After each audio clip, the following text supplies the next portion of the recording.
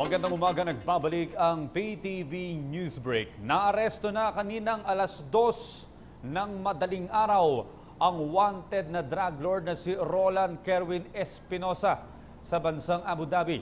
Ayon kay PNP Chief Director General Ronald Bato de la Rosa, naging susi sa pagkakahuli kay Espinosa ang tip mula sa ilang overseas Filipino workers sa naturang bansa.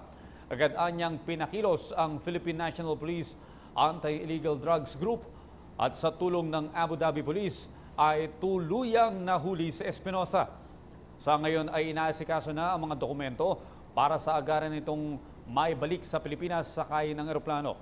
Kung maaalala, inaresto na rin at nakakulong na ang kanyang ama na si Albuera Leyte Mayor Rolando Espinosa. Kasama sa arrest warrant na pinaparesto ng korte ay ang anak ng alkalde na si Kerwin.